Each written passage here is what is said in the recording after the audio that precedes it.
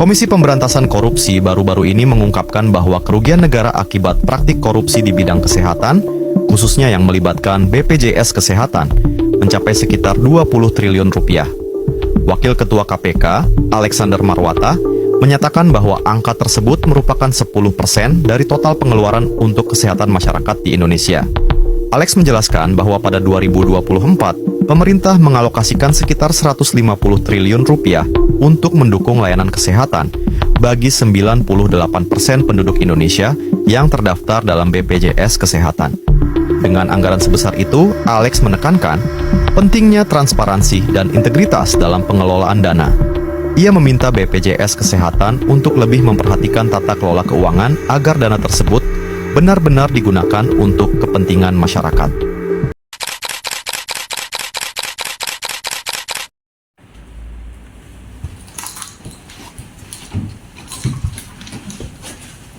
Kenapa lama ya, Bu? Katanya tadi cepat antri BPJS, tapi kita udah hampir 3 jam menunggu. Ya nak, ibu juga bingung. Katanya semua sudah ditanggung oleh BPJS, tapi tadi ibu diminta untuk bayar obat sendiri. Kenapa informasinya nggak jelas gini? Kalau misalnya ada obat yang tidak ditanggung, harusnya dijelaskan dari awal.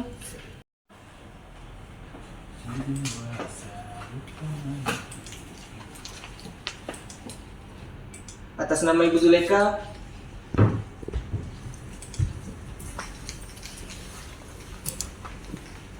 mohon menunggu ya. Dokternya masih melayani pasien prioritas. Kami mau bertanya dong, Mas. Sebenarnya gimana sih prioritas klien BPJS ini? Kenapa lambat sekali? Tidak sesuai yang dijelaskan sebelumnya. Kami hanya menjalankan aturan rumah sakit dan sistem BPJS, Kak. Kalau begitu harusnya dijelaskan dari awal, biar masyarakat yang lain itu tidak merasa bingung dan dipersulitkan. Benar, benar. Saya juga sering dipingpong dari satu loket ke loket lainnya, tanpa ada penjelasan yang transparan. Padahal kami membayar iuran tiap bulan.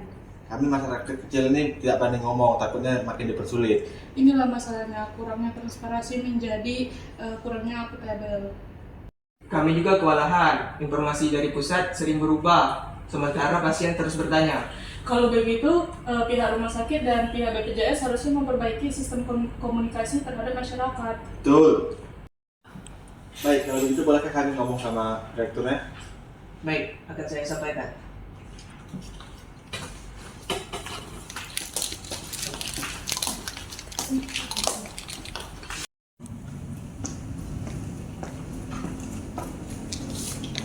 Bapak direkturnya sudah menunggu di ruangan. Baik, terima kasih.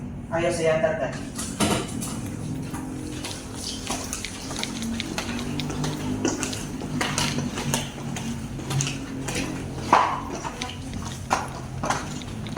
Pergi, Pak.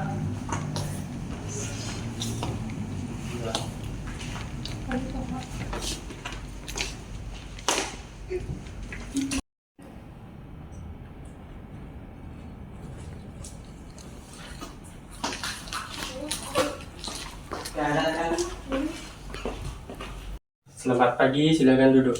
Terima kasih, Pak. Ada yang bisa dibantu? Kami ingin mengeluhkan tentang pelayanan terhadap BPJS di rumah sakit ini. Keluhan seperti apa? Pelayanannya itu membuat pasien kurang tahu prosedurnya tuh gimana, dan juga obat yang ditanggung tuh tidak jelas, serta antriannya yang terlalu panjang. Kami sudah menyediakan papan informasi yang jelas.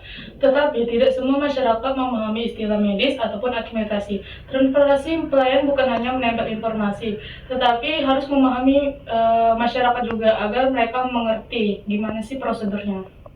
Betul Pak, banyak pasien yang kecewa dan banyak yang tidak percaya lagi ke kesehatan di rumah sakit ini.